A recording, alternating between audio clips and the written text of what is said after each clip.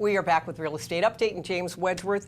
Before we took a break, we were talking about advertising and how it's changed. What I want to know is, well, I don't want to know. I know this part. Sometimes you use the old-fashioned techniques. Like if I go to a grocery store and I'm taking a shopping cart, I see your picture there, James Wedgeworth, in an ad. So you use some of those methods as well. Well, okay. You don't complete. I do print advertising. I'm actually one of the few agents that do it because a lot of people still use it. Sure. So I use print.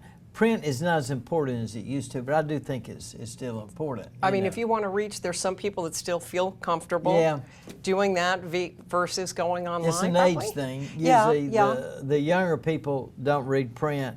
The older people do read print a lot, and they buy real estate, you know. So 10 years from now, it won't be as important as it is now. It's not near as important as it was 10 years ago, but I still do a lot of print advertising. And obviously why a lot of newspapers are going to a kind of an online format and ads because of that. Do you think, you also mentioned that we aren't allowed to put up for sale signs in a lot of locations in the different communities. Is with the internet now, does it matter? It really doesn't matter. It used to matter, but because people would drive by and say, oh, I like that house, and they call the agent. Obviously the Plantations Hilton Head don't have it, but now they can go online, so everything's online, so that's not a big deal. Contacting a real estate person, if I send you an email after looking online at some of your listings and I say, James, I really love this house or villa or whatever, let me know about it. Okay. How do you handle it? Okay, let me explain how that works. Okay. Amazon has changed everything because now everything is speed. Used to, if you order something, you got it in 7 to 10. Remember the old 7 to 10 days. 7 to 10 days for delivery. Sure. It's next day delivery. I know, crazy. Now. Everything is next day. And we say in the real estate market that it's instant. If I get an email from somebody, there's somebody at my office that answers that email. We try to answer within 5 minutes. It's not like a standard, because sometimes you get the reply emails. Hi, Allie, thanks so much for contacting us, James, or someone will be in touch soon. Is it more personalized to some degree? Well, the problem you run into there is I'm out showing real estate most of the time. Sure. But I have somebody in my office that will try to call them within 5 minutes. And they'll say, got your email, James is out showing property. We noticed that you were looking at the house at ABC Street. Do you have any questions we can answer on that house? Or James can call you when he gets in from selling real estate, but we really appreciate you contacting. We want to get back to you immediately. Okay, phone versus replying with an email. Is there an advantage when you have someone call back? Let me explain something that I have a real estate coach that trains me on how to sell real estate. And he says something the other day that when he first said it, I disagreed with him. But the more I thought about it, I knew he was right. He said, the worst thing that ever happened to the real estate business was emails. And I'm going, I use emails all day. That's not the worst thing. But what he was referring to is people think they have done their job if they send an email out. If they reply. If they reply or if they send an email out, they think they've done their job. For instance, when people list a house, they send an email to 500 agents just listed the house at 287 Long Cove Drive. They say, I've done my job. I sent 500 agents. You know how many of those 500 agents look at it? Maybe one. They go delete, delete, delete, because you get so many emails. Yeah. So what I found is I'll pick the phone up and call an agent and say, hey, I just want to let you know, I know you sold a house on Long Cove Drive last week. We got one that just came on the market. Let me tell you about it. Other agents mainly don't do that because they think they've done their job because they've sent an email. Is it a generational thing, though? Kind of? No. It is to some degree. A lot of young people, though, now, here's my argument with that, they just don't feel comfortable on the phone or as comfortable on the phone. I tell you what, if you're not comfortable in the phone in the real estate business, you better not be in it.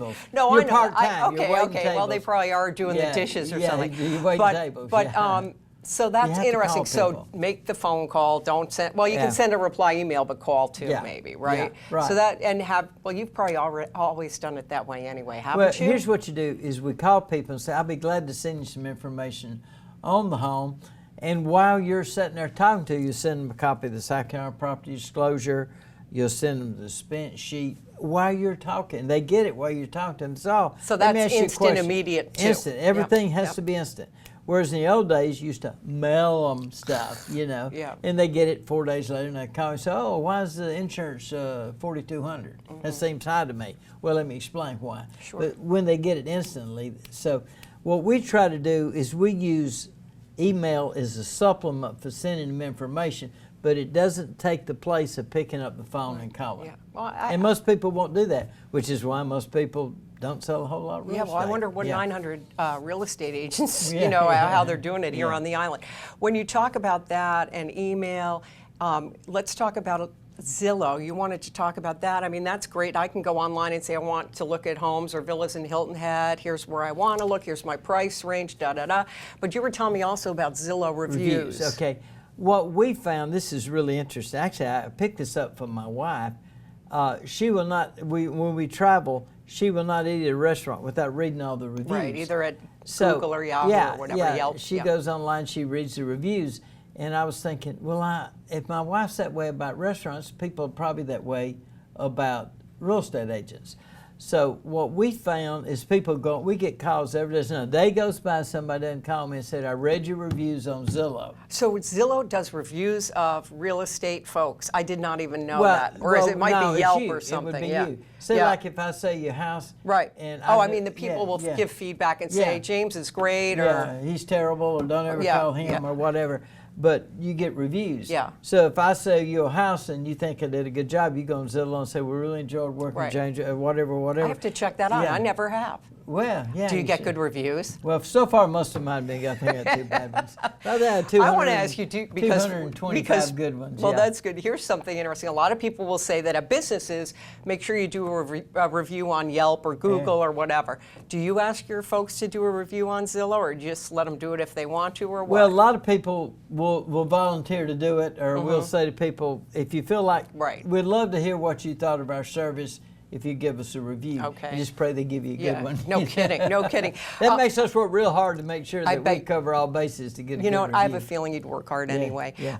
You wanted to talk about, and this is going back to advertising, but paying for clicks. Here's another area that I am totally ignorant on. Okay. So explain Okay, it let's for explain real how that estate. works. This is new. I mean, it's not new, but it's like 38 years ago you weren't doing You weren't it. doing this, Yeah. okay. There's certain words that you can buy, okay, and you pay, so somebody searches for, I give you a perfect example. Okay. And well, we're gonna run out of time, but I could talk all day about this, but a good friend of mine's a realtor in Naples, Florida. She calls me today, she said, I got the funniest story. I've got the funniest story, and I said, I need a laugh. She said, no, this really happened. I said, what happened? She said, well, this guy called me, and he said, I'm interested in selling my house, and in Naples is an area called Port Royal. Okay. Okay. So she goes over, and his house is in the Port Royal area, Naples. Is it And nice? It's really nice. Okay. It's really expensive. And she goes in, and he says to her, I'm only interested in working with an agent that understands search engine optimization. Oh my God. She said, you've called the right person. He said, I'll make that decision. He opened his computer, and he typed in Port Royal homes for sale. And of course, we got Port Royal here. Sure, I know. So he says, well, it looks like I need to be talking to Mr. James Wedgeworth. go. And she's got a great sense of humor. She pulls out her phone. She said, well, I just talked to him yesterday. Here's his number. But if you'll look, he's at Hilton Head Island, South Carolina, not Naples. So that was there. You came That's up there. So and yeah. do you pay for that? I then? pay for that. You for know. the words Port Royal or real Homes estate. for sale, Yep, or yep. Wexford Homes for Sale, or Sea Pines Homes for Sale. You buy those, and then when people click on them, you pay. And Zillow Is it gets the money. expensive? Oh, yes, ma'am. You spend I tell everybody that I'm the only person I know that my pay-for-click bill is higher than my mortgage payment. It's that. So, but at least you're getting the clicks, You and get I'm the- sure it results in great you get outcomes. the Hopefully, clicks, most you of know. the time. You know, one thing that's changed, though, that we haven't mentioned, is the way we sign contracts. Oh yeah, please do. Yeah. Yeah, I in mean, the- it's totally different. Yeah, It's in all the old online. days, I used to Yep. hop in my car and I'd tell people, meet me at the Pure Oil service station, 10 o'clock at night, and I'd run over there and they'd initial the contract, and they would run over to the seller's house Back and and he'd forth. initial the contract, and we were like zing, zing, zing, zing, going back and forth up down 278. Now with the DocuSign, yeah, we just DocuSign to them, they pull their phone out, they sign it on their phone, and send it Boy, back. that makes it And so. we send it to the attorneys. We bank wire the money.